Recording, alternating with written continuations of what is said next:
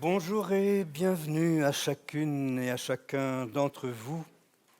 Vous qui êtes ici, bien sûr, qui avez cette formidable chance d'être ici, et vous qui nous regardez au loin, parfois très très très au loin.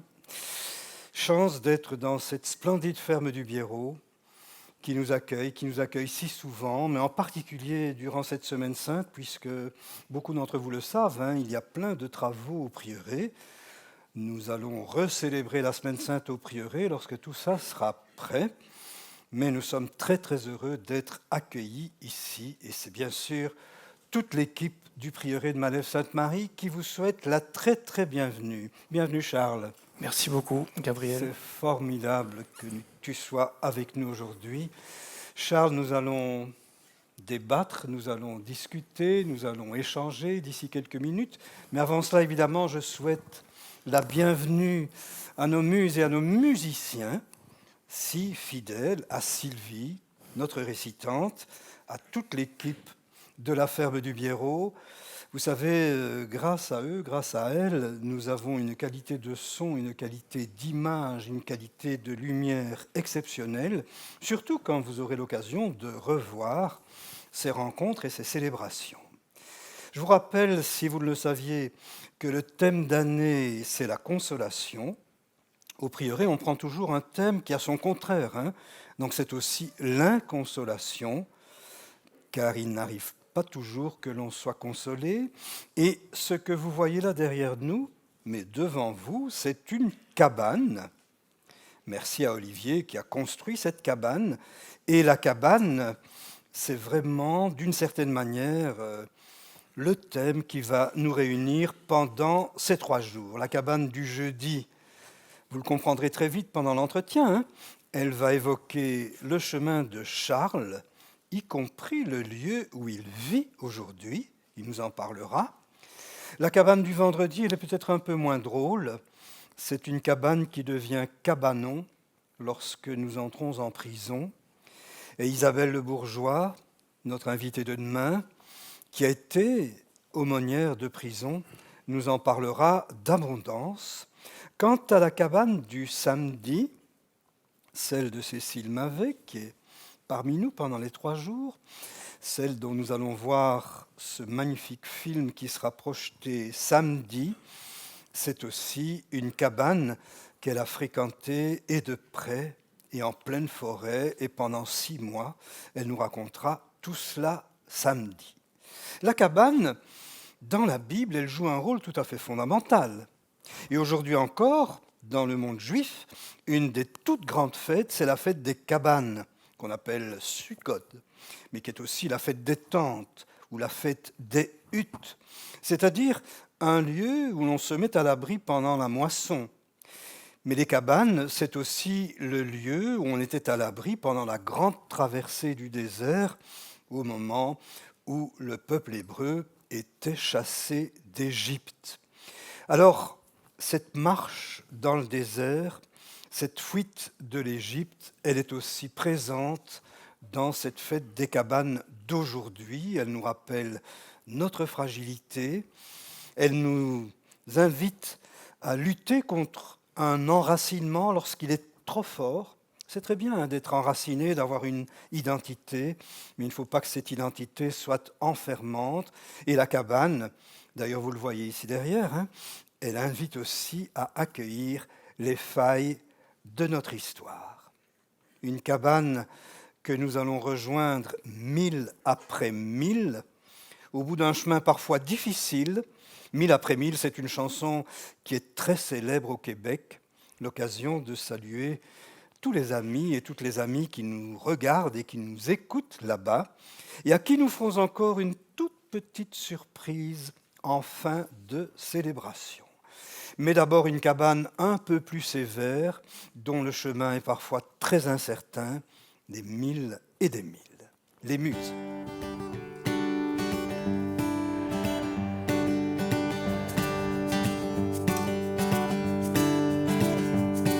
Ma vie est un long chemin sans fin, et je ne sais pas très bien où je m'en vais. Si je cherche dans les faubourgs et les villes c'est dans l'espoir d'accomplir mon destin. Mille après mille, je suis triste. Mille après mille, je m'ennuie. Jour après jour sur la route, tu peux pas savoir quand je peux t'aimer. Chaque mille que je parcours me semble inutile. Je cherche toujours sans rien trouver. Puis je vois ton visage qui me hante.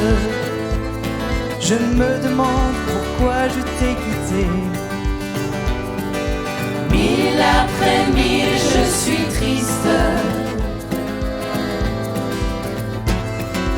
Mille après mille, je m'ennuie. Jour après jour sur la route, tu peux pas savoir quand je peux t'aimer. Un jour quand mes voyages auront pris fin et qu'au fond de moi j'aurai trouvé cette paix dont je sentais le besoin, à ce moment je pourrais m'arrêter. Mille après mille, je suis triste. Mille après mille, je m'ennuie. Jour après jour sur la route, tu peux pas savoir comme je peux t'aimer. Tu peux pas savoir comme je peux t'aimer. Tu peux pas savoir comme je peux t'aimer.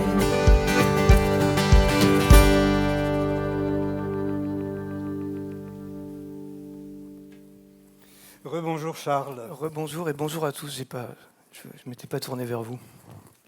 Et merci d'avoir quitté ta cabane pour nous rejoindre dans celle du Jeudi Saint. Alors, j'espère que tu vas te sentir à ta place ici. Hein ? C'est pas évident. C'est vrai que c'est pas le lieu, la lumière où je me sens le plus à l'aise, mais il faut faire quelques efforts et puis on peut rien vous refuser, Gabriel. Mais je dis ça parce que dans le chemin des Estives, tu dis que depuis ton enfance, tu as le sentiment de n'être pas à ta place. C'est vrai. J'ai le sentiment de tous les lieux où j'ai bagnaudé de jamais vraiment, jamais m'être senti vraiment à ma place dans mes. Mais je pense que c'est un peu le destin des écrivains, enfin en tout cas des personnalités littéraires, de camper toujours de part et d'autre d'une frontière, d'être là et pas là. Et de fait, c'est vrai que mon existence, c'est une succession de presque une errance. J'ai passé ma vie à changer de lieu. Et ça commence très tôt, puisqu'à l'âge de 14 ans, tu vas nous raconter ça quand même, hein, parce que, bon, franchement, ce n'est pas rien. Hein. Avec ton ami Raphaël, vous décidez d'aller rejoindre vos fiancées allemandes. Tout à fait. Oui, bien sûr. Ben, c'est très important, les fiancées allemandes. Ah oui, je n'en doute pas, mais tu vas nous raconter. Eh bien, c'était une... Ça m'intéresse beaucoup, entre parenthèses. Hein. C'était une bêtise de jeunesse. On avait 14 ans, c'est quand même très jeune, c'est vrai. Et on revenait d'un échange scolaire avec Raphaël, qui est resté mon meilleur ami. Et on avait sympathisé, pour dire la chose en langage religieux, avec ces demoiselles. Et en rentrant à Paris, la vie nous semblait un peu tristoune avec le métro, avec la cage familiale. Et on s'est dit, on prend la tangente. Et on s'est fait arrêter à la frontière par Interpol. Et je revois encore les policiers arriver dans le train. Et nous, on avait sorti nos journaux pour pas qu'ils nous remarquent. Et c'était sous l'Ancien Régime, c'est-à-dire qu'avant les réseaux sociaux, donc on pense qu'elles l'ont jamais su. C'était quand même un acte de bravoure, mais je pense que nos fiancés l'ont jamais su. Ah. C'est comme ça. Alors je saute quelques années, hein, tu as 18 ans, tu éprouves, nous dis-tu, une soif d'absolu que tu ne parviens pas à nommer. Oui, mais je pense que derrière la fugue, derrière la blague, alors derrière tout départ, je crois qu'il y a deux choses. Il y a à la fois une fuite, et je l'ai un peu dit, et on fuit parce qu'on fuit la comédie sociale, les névroses familiales, la tristesse d'être que soi. C'est pas facile de s'accepter, hein. Donc c'est à la fois une fuite, et je pense que dans la fugue il y avait ça, mais il y a quelque chose de plus profond derrière. Il y a aussi un appel. Et bon, à 14 ans, j'étais pas encore capable de l'articuler ou de le comprendre peut-être, mais je pense que je n'ai fait que déployer ce désir qui avait émergé lorsque je suis monté sur ce train Gare de l'Est. Et oui, c'est une sorte d'appel de l'infini, je crois, une soif qui fait qu'on a envie d'aller voir plus loin et on se sent à l'étroit dans les bornes, quoi. Il y a une sorte de désir d'espace, d'infini, je ne sais pas comment on peut dire. Et qui va s'exprimer comment quand tu as 18 ans ? Il ne s'exprime pas trop, puisque... comment il s'exprime à mes 18 ans ? Moi, je rentre un peu dans les clous pendant quelques années, c'est-à-dire que je fais un peu ce que mes parents attendaient de moi, et c'était très bien, c'est-à-dire des études... de sciences politiques ? De Sciences Po, et je travaille pour des hommes politiques, j'écris des discours, je fais ça, donc c'est là que tu cherchais l'absolu. Mais pourquoi pas ? J'ai rencontré des gens très bien aussi, hein. Des vrais serviteurs. Ça va en rassurer quelques-uns ici. J'ai rencontré dans les cabinets ministériels aussi des gens remarquables qui étaient au service de leurs concitoyens. Mais, donc voilà, pendant 10 ans, j'ai réussi socialement, mais j'étais pas heureux. Et puis cet appel a réémergé quand j'avais 30 ans, de façon un peu forte. Mais tu vas faire du journalisme aussi. Moi, la première fois que je t'ai lu, c'était dans le magazine La Vie. Hein, tu t'occupais des essentiels. C'était des suppléments vraiment magnifiques, des rencontres très en profondeur. Donc du journalisme de grande investigation spirituelle, si j'ose dire. Je ne sais pas, mais en tout cas, ce qui m'intéressait, moi, c'est un peu comme les bons éditeurs, c'est-à-dire de faire de la maïeutique, d'aider les gens à accoucher de ce qui les anime profondément. Et c'est vrai qu'aux essentiels, où donc chaque semaine je rencontrais un grand témoin, quel que soit son métier ou sa profession, même sa religion ou sa spiritualité, mais pour vraiment essayer de comprendre ce qui l'anime profondément. Et du coup, il y avait tout, parce que les gens ne le savent pas forcément, enfin, il y avait tout un travail d'accouchement qui était beau. Moi, j'ai bien aimé faire ça. Mais tu as 30 ans, hein, tu disais que cette soif te poursuit. Alors comment est-ce qu'elle s'exprime là, vers l'âge de 30 ans? Tu confies dans ton livre que tu éprouves le sentiment d'une présence. Oui. Ce n'est pas vague, ça. Non, mais c'est compliqué. J'ai vécu une expérience spirituelle que dans les livres pieux on appelle conversion, mais j'aime pas ce mot parce que on a l'impression que c'est une sorte de Dieu avec des effets spéciaux. D'un seul coup, on est foudroyé. En fait, non, c'était pas de cet ordre-là. Déjà, c'est un long cheminement, il y a une longue préparation. Il s'est passé quelque chose un jour, puisque je peux dater le lieu. C'était devant la boulangerie où j'allais acheter tous les jours ma baguette tradition. Voilà, le sentiment d'une trouée, c'est-à-dire d'une percée. Comme si j'accédais à la dimension spirituelle de mon être. Il y avait quelque chose de mes limites qui éclatait. Mais c'est tout. Après, et puis, oui, quelque chose le sentiment qu'il y a de l'autre en moi, peut-être. Qu'il y a en moi plus grand que moi. Mais bon, les mots sont... Et au fil du temps, cette présence va quand même prendre visage. Oui, parce que... oui, c'est le visage du Christ. Le visage du Christ, bien sûr. Parce que c'est aussi la tradition que j'ai reçue. Moi, j'ai été très marqué par un moine qui s'appelle André Louf. On lui demandait pourquoi il était devenu chrétien. Et alors, on s'attendait à ce qu'il donne des réponses très, très belles, très, très approfondies, très spirituelles. Et sa première réponse, c'était de dire parce que je l'ai reçu de mes parents. Et donc, sur cette expérience spirituelle que j'ai vécue, j'ai mis le nom du Christ parce que c'est l'héritage que j'ai reçu et j'ai choisi de faire confiance et de l'approfondir après tout. en me disant de faire confiance à ce que j'avais reçu aussi. Nous allons reparler un petit peu plus tard de André Louf, je te dirai pourquoi. Mais ce Jésus, ce prophète palestinien, comme tu dis, qu'est-ce qu'il représente pour toi? Ecce homo. Il représente l'homme. L'homme auquel j'aimerais essayer de ressembler. Voilà, une sorte de modèle à imiter, mais alors pas une imitation littérale, évidemment. Mais oui, j'aimerais, enfin, c'est quelqu'un que j'aime regarder vivre et dont j'aimerais imiter le style de vie. Voilà, c'est un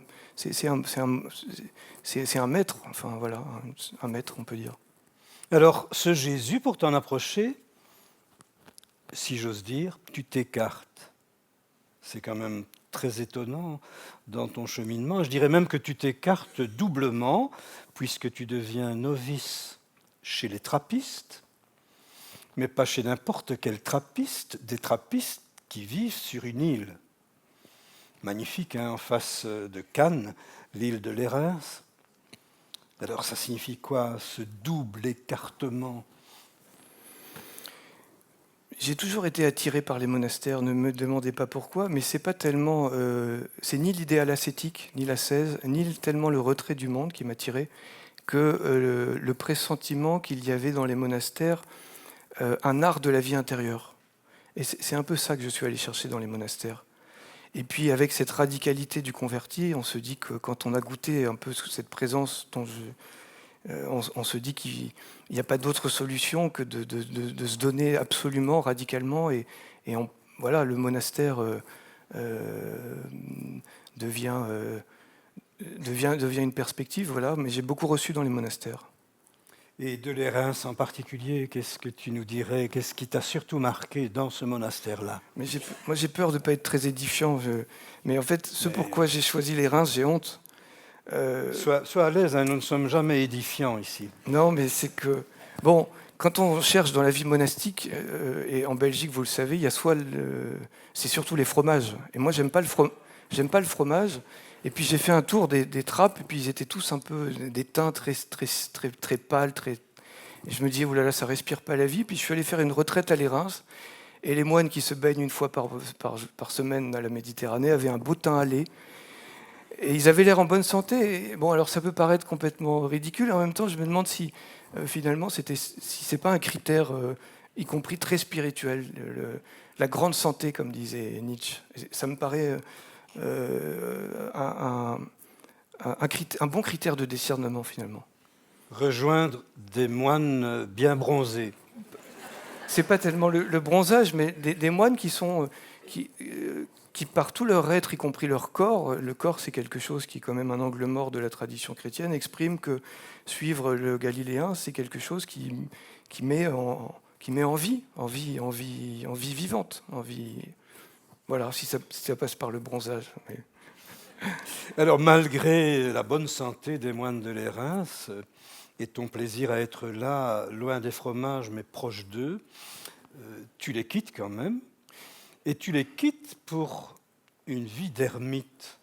Je veux bien mettre des guillemets, mais enfin, il n'empêche que c'est un moment de solitude encore un peu plus radical, hein, dans la vallée de la Chevreuse.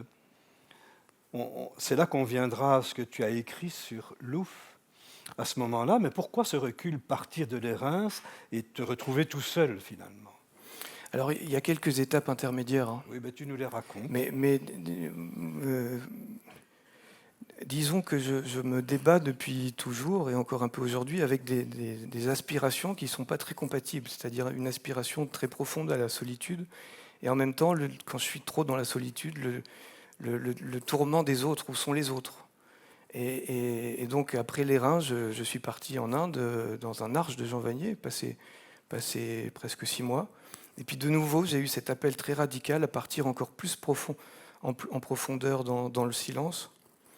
Et j'ai passé un an vraiment dans une réclusion, au milieu d'une forêt, d'une chaînée de pluricentenaire. Et voilà, c'est des expériences qui m'ont constitué, où on va au fond de ce que les moines, encore eux, appellent le brisement du cœur. C'est-à-dire que voilà, c'est des expériences où c'est pas du tout les joies de la solitude. Non, c'est au contraire la difficulté d'aller explorer le fin fond de ce qu'il y a en nous, qui n'est pas toujours très reluisant. Et puis c'est le brisement aussi du moi narcissique. C'est ça le brisement du cœur. Il y a tout un personnage, quand on plonge dans la solitude, qui s'effondre en 1000 morceaux, le faux moi, je ne sais pas comment on peut dire. Et à partir de là, mais en tout cas ça s'est passé comme ça pour moi, il y a quelque chose d'autre qui peut advenir. Alors pendant cette année-là, je reviens à André Louf. Tu vas publier un livre sur lui. Je dois faire une petite parenthèse, à la fois pour toi et pour ceux qui nous regardent ici. André Louf, ça nous a beaucoup marqué à Louvain-la-Neuve. Avec Patrick Titeca, qui est ici dans l'Assemblée, qui était mon adjoint lorsque j'étais engagé dans l'université. Donc à nous deux, avec le recteur bien sûr, nous avons trouvé que ce serait très bien de donner le doctorat honoris causa à André Louf. Et il nous a dit, oui, je veux bien, à condition que vous le donniez à la vie contemplative. Et alors, je viendrai comme représentant de mes frères et sœurs. Et non seulement il a pris ça à la lettre, mais le jour des doctorats honoris causa, il y avait, je ne sais pas, moi, ici, dans Louvain-la-Neuve, 50, 60 trappistes, trappistines, bénédictins, bénédictines, venant à peu près de toute l'Europe. T'imagines toutes les bures dans toutes les rues de Louvain-la-Neuve, de deux couleurs d'ailleurs. Ils ont participé à toutes les festivités plus que joyeusement. Je me rappelle qu'à quelques-uns, vers 11h ou minuit, nous allons dû partir à leur recherche dans les rues de Louvain-la-Neuve parce qu'ils ne trouvaient plus leur voiture. Donc nous gardons un très grand souvenir et un très grand moment de nos contacts avec André Louf, que j'étais allé voir à l'abbaye du Mont-des-Cats. Mais toi, comment t'es-tu trouvé sur le chemin de ce moine-là ? Oui, moi, il est mort en 2010, pour situer. Vous connaissez André Louf, mais il est né en 1929, il est mort en 2010. Donc quand j'ai commencé à m'intéresser à lui, il était mort. J'ai commencé en 2011 et mon livre est sorti en 2017. Comment ça s'est passé ? Je suis tombé sur un de ses livres quand j'étais au noviciat de Lérins, et où j'en bavais un peu, parce qu'on en bave quand même un peu dans les noviciats. Et en ouvrant son livre, je me suis senti rejoint. C'est pas plus compliqué que ça. C'est-à-dire qu'il mettait des mots sur des expériences que je vivais. Et puis en sortant de Lérins, j'ai un éditeur qui m'a appelé pour me dire qu'on avait retrouvé une clé USB au Mont-des-Cats avec des tas de choses inédites. Et il m'a dit si je voulais un peu aller farfouiller là-dedans. Et puis de fil en aiguille, je me suis fait prendre au jeu. Et puis il y a un lien très profond qui s'est créé entre nous, un lien d'outre-tombe. Et donc j'ai cheminé avec lui, oui. Et qu'est-ce qui t'amène, après ce cheminement, à te dire que tu as fait un noviciat, tu l'as quitté, ce n'est pas suffisant, tu vas peut-être tenter un nouveau noviciat. Et te voilà chez les jésuites. Comment passe-t-on des trappistes aux jésuites ? Et avec ta soif de radicalité, si je peux me permettre, je t'aurais bien vu peut-être chez les franciscains, mais chez les jésuites. Vous êtes dur, Gabriel, pour les jésuites. J'espère qu'il n'y en a pas dans la salle. Non, moi j'ai... Bon, le parcours est en raccourci à chaque fois. Il y a des allers et revenus, je repars dans Tu peux compléter. Non, non, mais c'est pas important. Mais les jésuites, en fait, moi j'ai toujours été très... Déjà, ils m'ont accompagné spirituellement. Ils m'ont vraiment aidé à grandir en liberté depuis toujours. Et puis j'aime bien parce que les jésuites, moi comment ils s'appellent, Teilhard de Chardin, Michel de Certeau, j'aime parce que ce sont des aventuriers, des gars qui font le mur de l'Église. Ils vont voir ce qui se passe de l'autre côté des frontières. Alors ça peut être les frontières géographiques comme Ricci, tous ceux qui partent, ou les frontières des sciences humaines comme Michel de Certeau, etc. Et puis j'aime bien aussi, ils ne sont pas très portés sur la dentelle, les jésuites. Ils ont toujours l'air de découvrir la messe un peu. Et je trouvais ça sympathique. Et voilà, je me disais que je trouverais peut-être un petit bout de place là-dedans, mais voilà. Et à la fin de cette première année de noviciat avec un compagnon qui s'appelle, dans ton livre en tout cas, Parsac. C'est son nom de famille, ça? Non, il s'appelle Bruno en vrai. Et voilà. Tu l'as appelé Parsac. Oui. Alors, dans ce livre, et avec ce compagnon, tu entreprends pendant un mois une marche de 700 km dans le Massif central, une traversée, bien sûr, vous l'avez vu, et le livre est là à votre disposition, que tu racontes dans le chemin des Estives. Alors, pour tous ceux qui n'ont pas fait ce genre de marche et qui ne sont peut-être pas très habitués à cette montagne, c'est quoi une estive? C'est un pâturage dans les hauteurs, c'est quoi? C'est ça, c'est ça. Les vaches ont passé tout l'hiver enfermées dans les étables, et puis voilà, l'été, à partir du printemps, elles sont libres, on les libère et elles partent en altitude, respirer un air plus pur et puis surtout être totalement libres, quoi. Donc c'est un lieu de liberté, de liberté folâtre pour les vaches et aussi pour nous, les humains. Alors ce chemin des Estives que tu vas suivre, que tu vas suivre avec ton compagnon, c'est un journal, c'est une sorte de regard, mais c'est aussi un regard sur la société. C'est plus qu'un journal, c'est plus que des anecdotes, des choses vues, des choses senties au jour le jour. C'est toute une manière de vivre. Si en quelques mots, tu devais nous dire ce vraiment au fond du fond tu as vécu durant cette traversée, durant ces 700 kilomètres, on viendra à certains détails après, mais qu'est-ce que tu en retiens finalement aujourd'hui avec le recul? Alors, ce que peut-être vous avez oublié de préciser, c'est qu'on n'avait pas d'argent. Oui. Vous l'avez dit, je ne sais pas. Non, je ne l'ai pas dit. Non, mais peu importe. Je l'ai dit dans la brochure. D'accord. Mais pas d'argent, pas de GSM. Pas de téléphone, rien. Donc c'est vraiment une expérience de dépouillement et d'abandon total. Mais avec le recul, ce que je retiens, c'est pas tellement... Il y a énormément de choses que je retiens, mais ce que je retiens surtout, ce sont les visages. Les visages, les paysages bien sûr, mais les visages des gens qu'on a rencontrés. C'est ça qui reste à la fin. Tous ces gens... parce que quand on voyage sans le sou, évidemment, on dépend des autres pour tout, pour dormir, on n'aurait pas pu avancer sans les gens qu'on a rencontrés. On est dépendant, ce qui n'est pas très à la mode aujourd'hui, mais voilà, nous, on a fait le choix pendant un mois de rentrer dans une dépendance radicale vis-à-vis des autres. Et donc, le chemin nous a fait rencontrer 1000 visages, et ce qui reste très, très profondément, vraiment comme un sceau, ce sont ces visages. Voilà. Est-ce que malgré tout, à certains moments, l'inquiétude était au rendez-vous? Oui, alors c'était pas la même avec Parsac. Parsac avait très peur sur la nourriture, parce que le fait de ne pas pouvoir... la nourriture, ça réveille des peurs qui sont très archaïques, très profondes, qui remontent à l'enfance. Est-ce qu'on va manger ce soir? Est-ce qu'on va manger ce soir? Alors, mon camarade avait un peu peur de ça, moi pas trop. Honnêtement, moi j'avais... Alors, il y a eu d'autres difficultés, mais non, moi j'ai adoré cette expérience. J'ai adoré cette expérience. Et j'ai pas tellement eu peur, non, pas du tout. Alors, il y avait des visages, tu viens de le dire, il y avait des arbres, beaucoup, des oiseaux tout pleins, des pâturages, on en a parlé. Dans ces pâturages, il y avait des vaches. Et ces vaches, franchement, tu en parles admirablement. La preuve, vous allez entendre ce que Sylvie va vous en dire.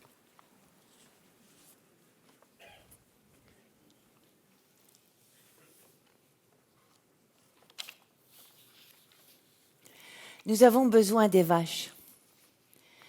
Ces bêtes détiennent un secret, une sagesse. Leur pas lent est un recours contre l'épilepsie permanente. Autrefois, dans les campagnes, les femmes craignaient qu'à force de vivre près des vaches, leurs hommes ne déchoient de leur humanité. Pourtant, c'est le contraire qui se passe. Les bêtes ne nous font pas retourner à l'état d'animalité, elles nous humanisent. Ces animaux, tendres et pacifiques, souffrent d'un discrédit dont témoigne le langage. Peau de vache, grosse vache, vacherie, regard bovin.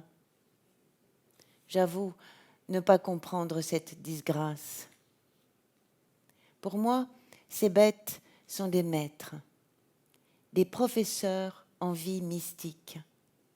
Dans les prés, elles regardent d'un œil étonné le passant s'agiter, avec l'air de se demander « Insensé, après quoi cours-tu » Contrairement à ce qu'on pense, elles ne font pas que ruminer des touffes d'herbe, elles ruminent aussi le temps. De fait, les vaches ouvrent à une autre temporalité.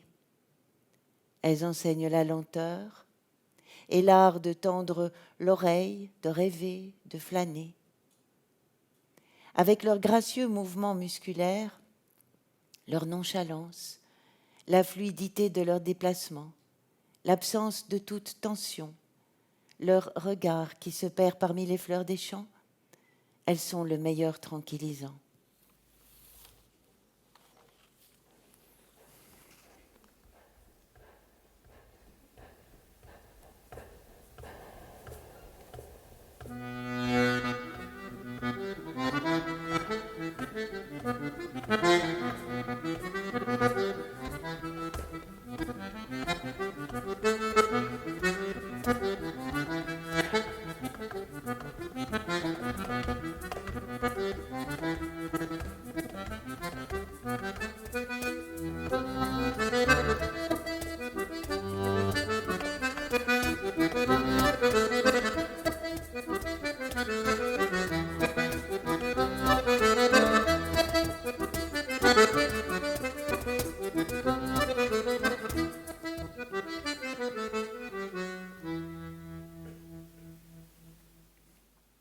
Alors Charles, si les vaches sont un tranquillisant, tu dis que la marche est un médicament.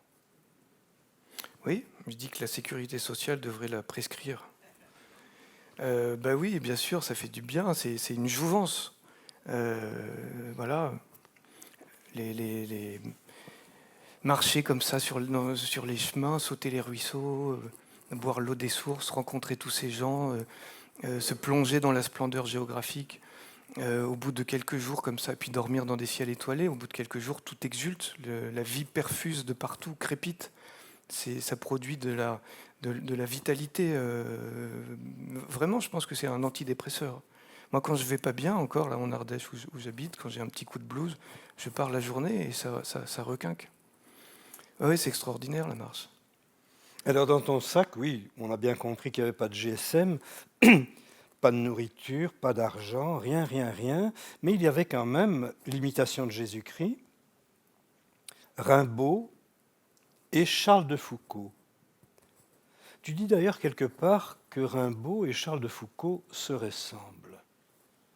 Ça, tu dois nous expliquer, hein, c'est passionnant ce rapprochement entre ces deux personnages qui paraissent à première vue tellement éloignés.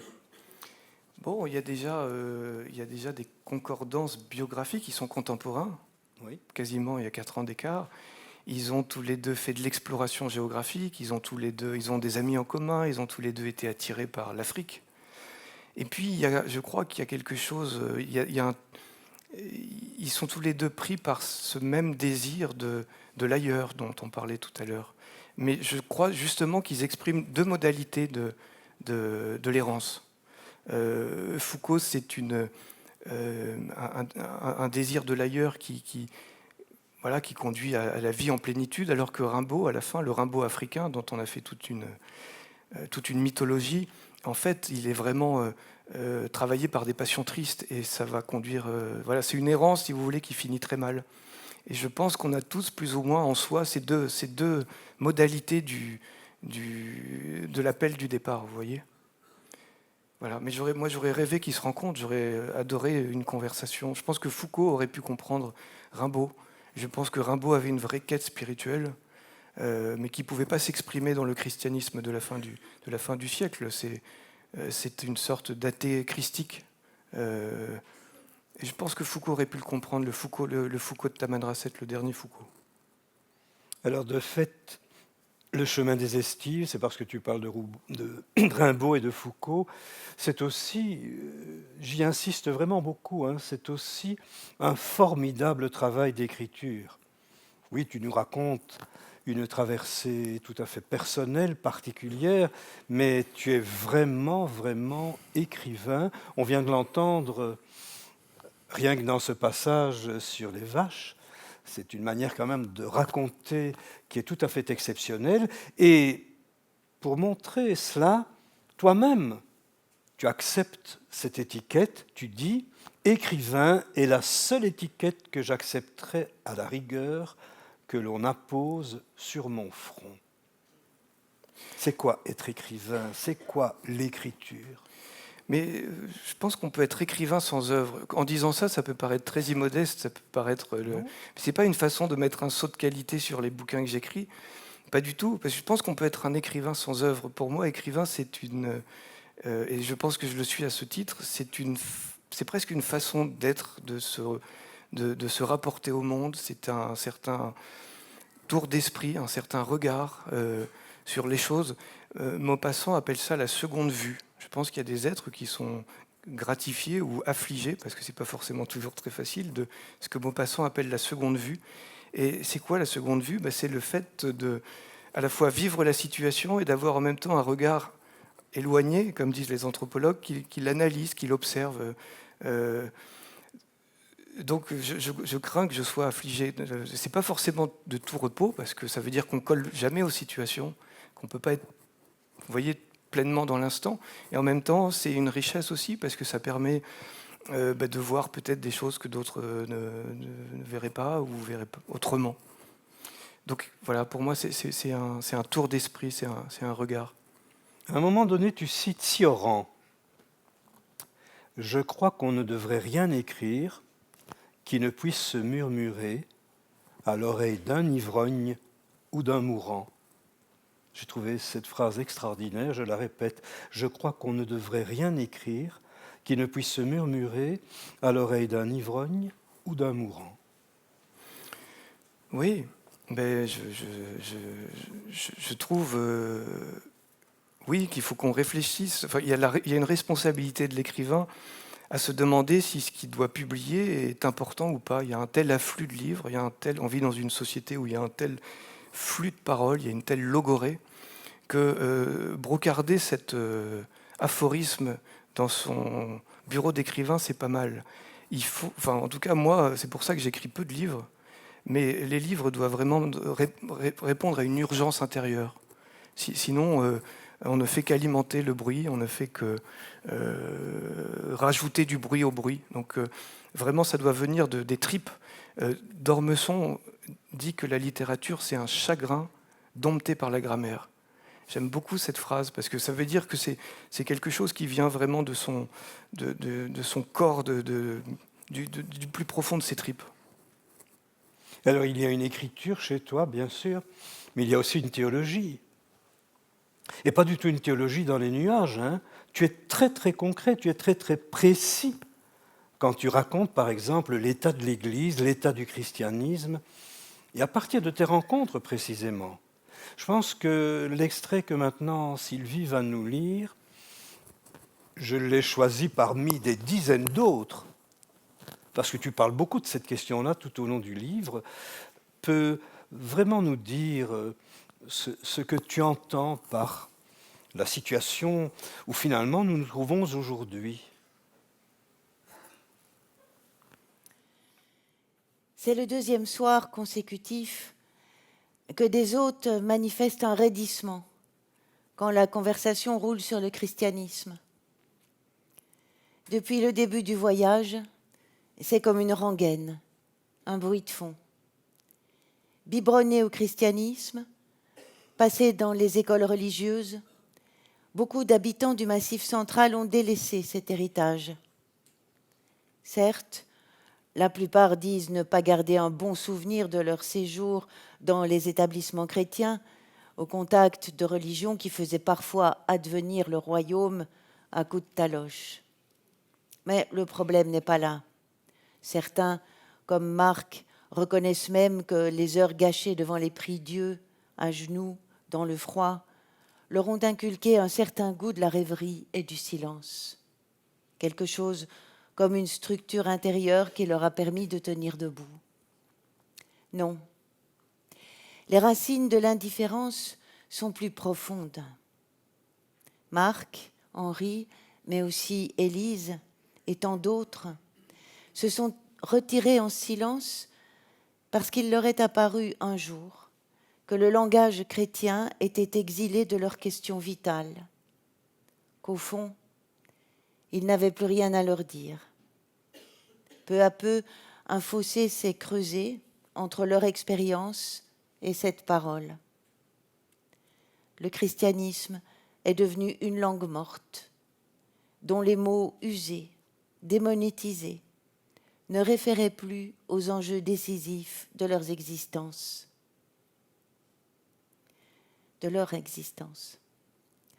Ainsi, à la mort de sa femme, Henri est allé chercher ailleurs que dans le bréviaire ou les sacrements de quoi métaboliser sa douleur, tout comme Élise à la disparition de son mari.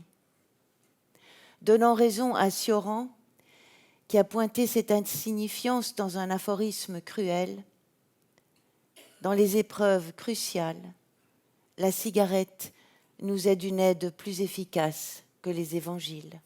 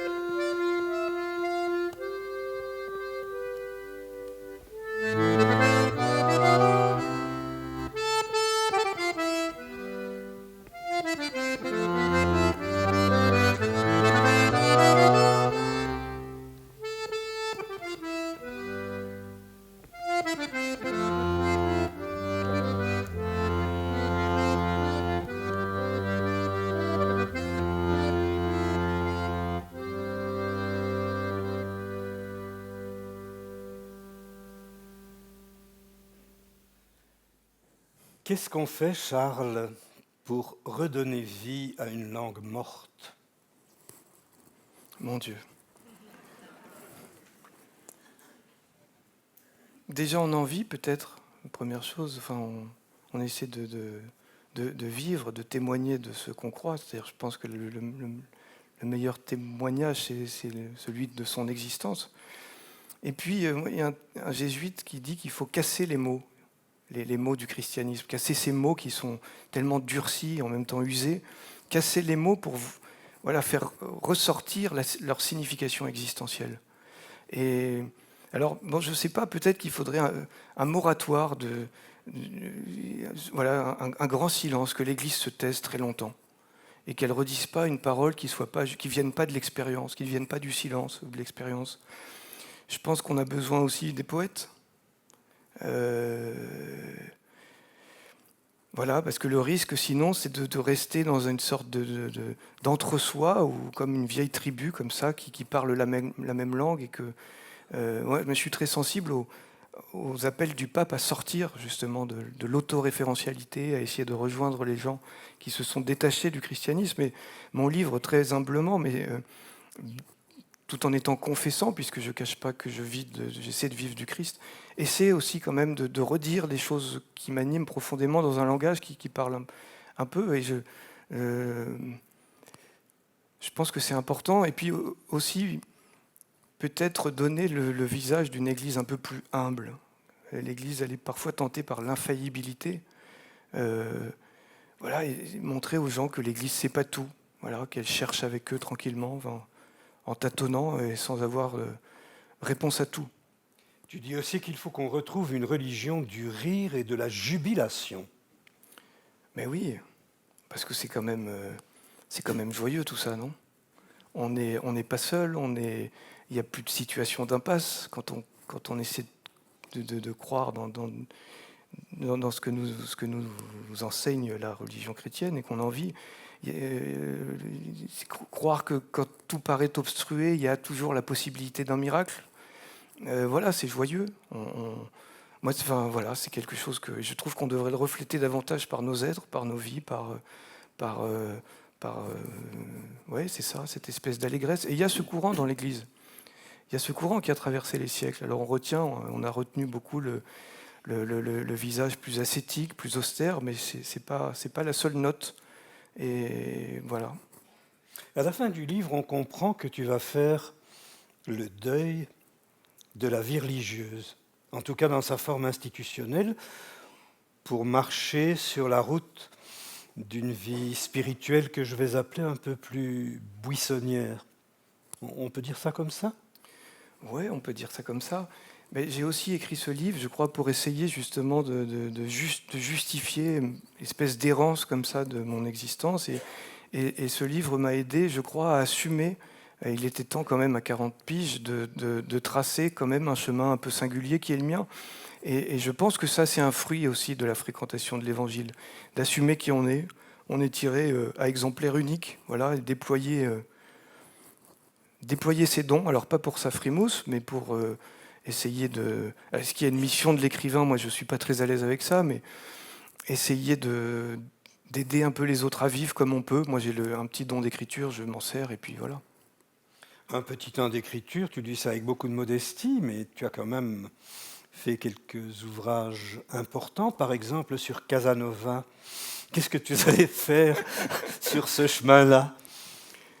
Alors Casanova a beaucoup cherché dans les monastères, figurez-vous. Ah. Pas que dans les monastères, faut reconnaître. Moi, j'aime les gens qui transigent pas avec leurs désirs. J'aime les gens qui cèdent pas sur leurs désirs, qui restent fidèles à leur désir profond, qui est peut-être le désir de l'enfant en eux, je ne sais pas, et qui sont capables de transgresser, y compris les convenances. Peut-être qu'on reparlera de Foucault. Foucault a transgressé, Casanova évidemment a transgressé, pour rester fidèle à cette espèce d'espace de pureté, d'innocence qui est l'esprit d'enfance. Et puis j'aime les figures d'aventuriers, les gars qui nous font comprendre qu'on peut pas s'arrêter, quoi. Et Casanova était un aventurier aussi.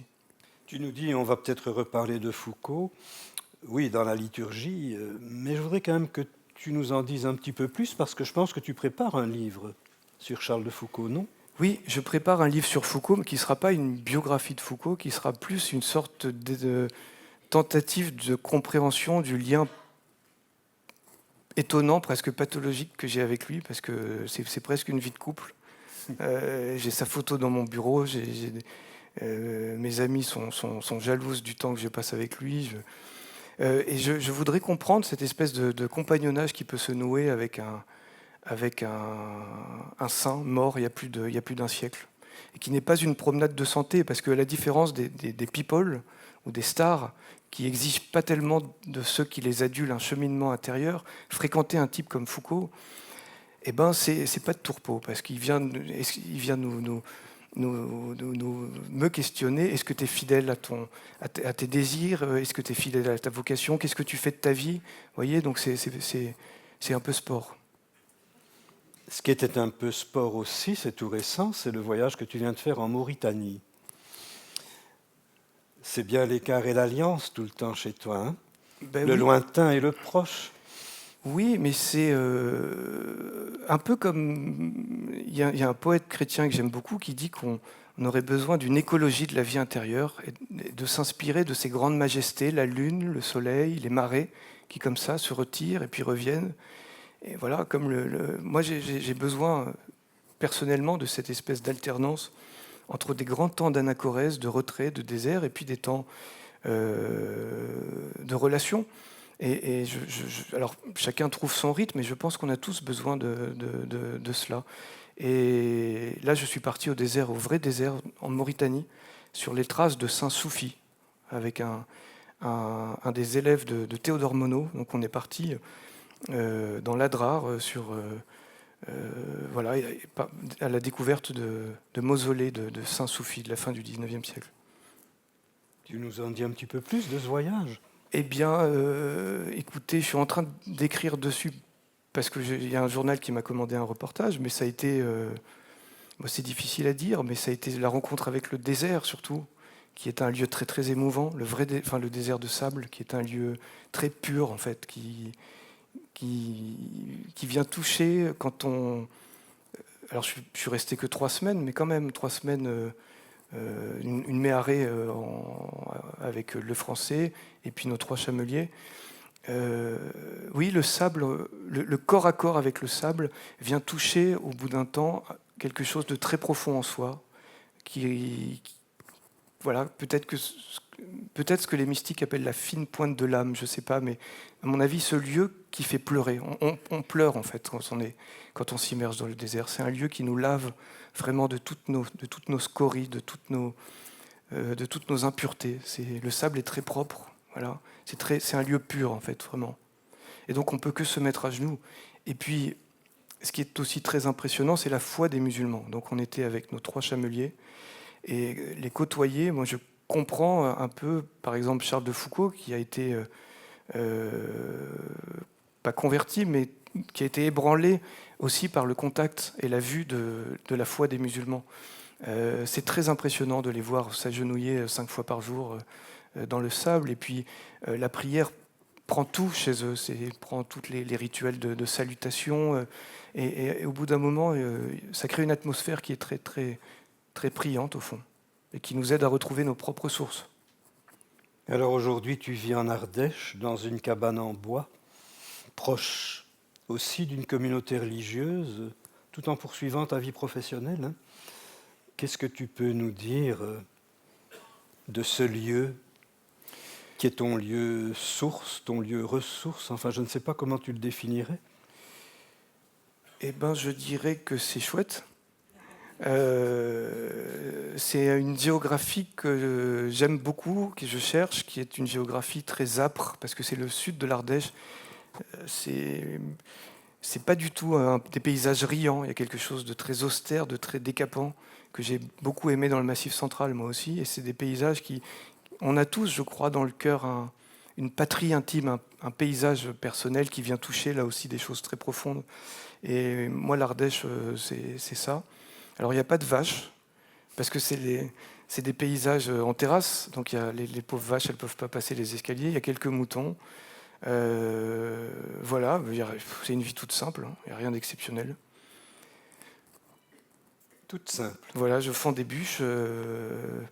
J'ai besoin aussi de ce contact vous savez, c'est le vers de Rimbaud, je suis rendu au monde avec la réalité rugueuse à étreindre. Voilà, moi j'ai le désir d'étreindre charnellement la réalité, voilà, de retrouver un contact très concret, très charnel avec les choses.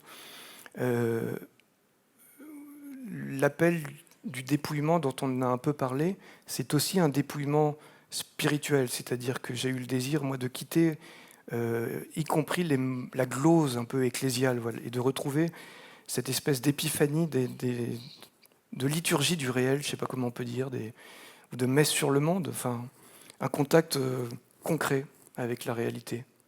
Merci beaucoup, Charles. Merci à vous.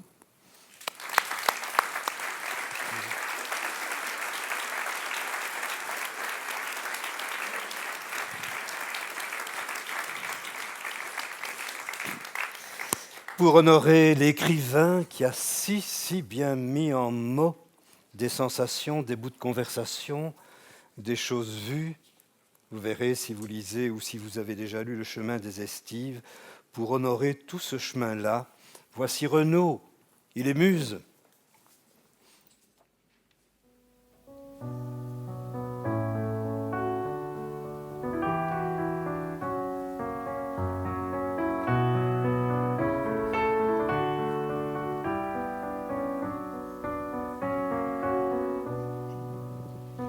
Pas donné aux animaux, pas non plus au premier blaireau. Mais quand ça vous colle à la peau, putain qu'est-ce que ça vous tient chaud. Écrire et faire vivre les mots sur la feuille et son blanc manteau. Ça vous rend libre comme l'oiseau, ça vous libère de tous les maux, ça vous libère de tous les maux.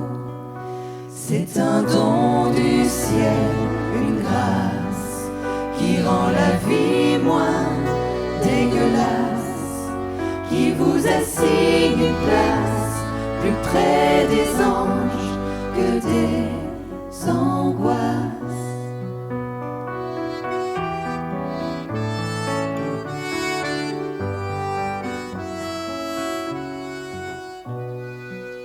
Poèmes, chansons et brûlots vous ouvrent des mondes plus beaux, des horizons toujours nouveaux qui vous éloignent des troupeaux. Et il suffit de quelques mots pour toucher le cœur des marmots, pour apaiser les longs sanglots quand votre vie part à volo, quand votre vie part à volo. C'est un don du ciel, une grâce qui rend la vie moins dégueulasse, qui vous assigne une place plus près des anges que des angoisses.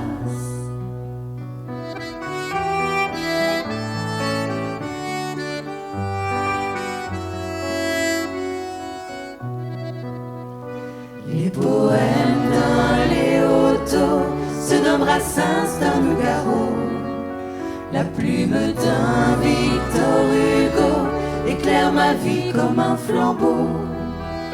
Alors gloire à ces héros qui par la magie d'un stylo et parce qu'ils font vivre les mots emmène mon esprit vers le haut, emmène mon esprit vers le haut. C'est un don du ciel, une grâce qui rend la vie moins dégueulasse, qui vous assigne une place plus près des anges que des angoisses, qui vous assigne une place plus près des anges que des angoisses. Les muses et les musiciens sont aussi un don du ciel et une grâce.